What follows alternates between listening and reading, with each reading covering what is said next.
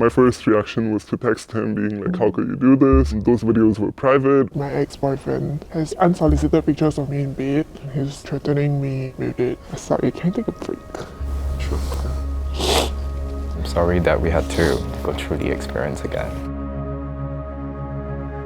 Image-based sexual abuse refers to the creating, sharing, or threatening to share sexually explicit photos or videos of someone without their knowledge or consent. Many people casually use the term revenge porn, but experts say that it reinforces victim blaming, suggesting that victims did something to deserve punishment. The rise of generative AI adds a new dimension to this problem, with non-consensual and deep-faked pornography representing a new kind of image-based sexual abuse. Navigating this form of abuse is difficult because survivors have to deal with the betrayal by someone they once trusted and the pervasiveness of victim blaming from society. I was filmed without my consent during an intimate relationship with a friend that I trusted. There was no dissemination, but the creation of it without my consent was already very traumatizing for me.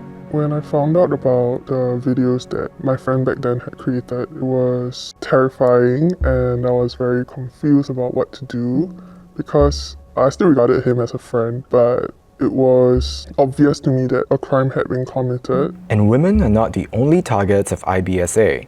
A survey of 16,000 adults across 10 countries found that men and women are victimized at similar rates. My friend who's living in another country, not in Singapore, tells me that he has seen my face on some sort of like a Twitter account. I freaked out because when he sent me the link, I realized he wasn't kidding. At that point in time, my first reaction was to text him being like, how could you do this? Those videos were private. And he'd only trimmed it and cut it down to the parts that had my face, not his face.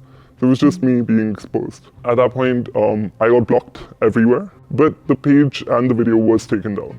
As a guy, I think there are certain notions of masculinity that kind of get challenged when like such a thing happens, particularly because you don't see it happening to guys all that often, right?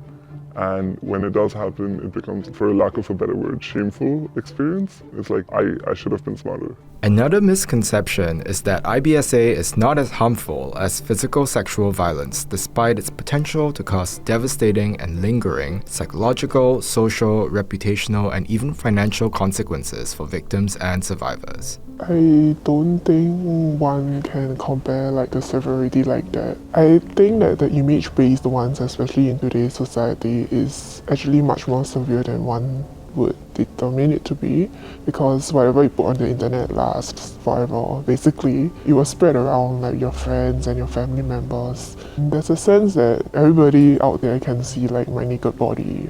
Reporting the incident is only one part of a complex journey towards resolution. I actually went down to the police station and I told them, so like my ex-boyfriend has unsolicited pictures of me in bed. He's like threatening me with it now. The police officer actually had to get me to break down like our entire relationship from the start to the end. And I had to share details of our intimate time together. Not just like once, but like every single time that we did it.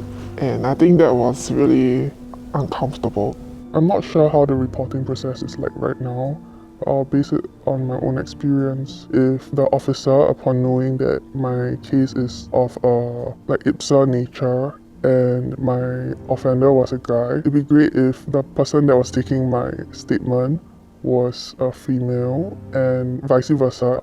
I think making the process more victim-centric would be great. The past few years have seen changes to legislation to support victims of image-based sexual abuse, including the Online Criminal Harms Act of 2023.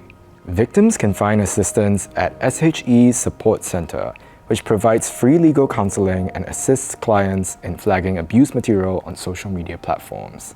As somebody who is in the situation, you kind of have to look out for yourself. Do stuff that you're comfortable with and do it with somebody that you can entirely trust. And I know that, watching these homemade style voyeuristic videos, these videos are gaining a lot of traction online.